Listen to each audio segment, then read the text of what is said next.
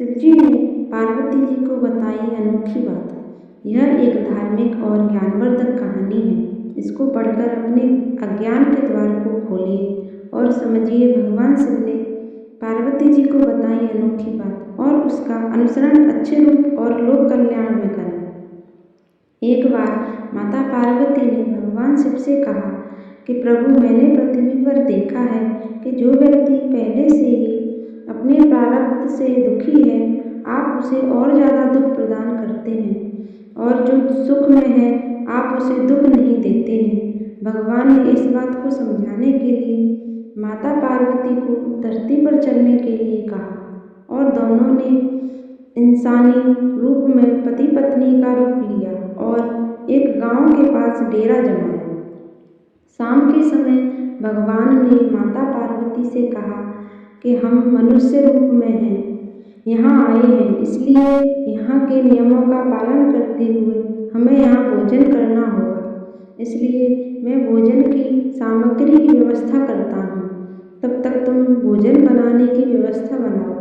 भगवान के जाते ही माता पार्वती रसोई में चूल्हे को बनाने के लिए बाहर से ईंटें लेने गए और गांव में कुछ जर्जर हो चुके मकानों से ईंटें लाकर चूल्हा तैयार कर दिया। चूल्हा तैयार होते ही भगवान वहाँ पर बिना कुछ लाए ही प्रकट हो गए। माता पार्वती ने उनसे कहा, आप तो कुछ लेकर नहीं आए, भोजन कैसे बनेगा?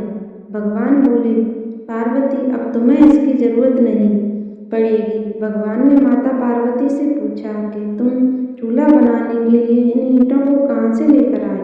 तो माता पार्वती ने कहा, प्रभु, इस गांव में बहुत से ऐसे घर भी हैं जिनका रख रखाव सही ढंग से नहीं हो रहा है। उनकी जर्जर हो चुकी दीवारों से मैं ईंटें निकाल कर ले आई। भगवान ने फिर कहा, जो घर पहले से खराब थे तुमने उन्हें और खराब कर दिया। तुम ईंटें उन सही घरों की दीवार से भी तो ला सकती थी। माता पार्वती बोली, प्रभु, उन घरों में रहने वाले लोगों ने उनका रखरखाव बहुत अच्छे सही तरीके से किया है और वो घर सुंदर भी लग रहे हैं। ऐसे में उनकी सुंदरता को बिगाड़ना उचित नहीं होता। भगवान बोले, पार्वती, यही तुम्हारे द्वारा पूछे गए प्रश्न का उत्तर है। जिन लोगों ने अपने घर का रख रखाव अच्छी तरह से किया है, यानी सही कर्मों से अपने जीवन को सुंदर बना रखा है, उन लोगों को दुख कैसे हो सकता है?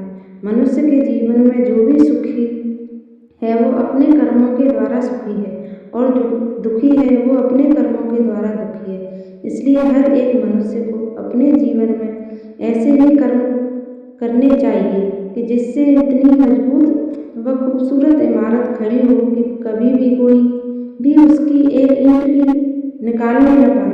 प्रिय बंधुओं व मित्रों, यह काम जरा भी मुश्किल नहीं है। केवल सकारात्मक सोच और निस्वार्थ भावना की आवश्यकता है। इसलिए जीवन में हमेशा सही रास्ते का ही चयन करें और उसी पर चलें। राधे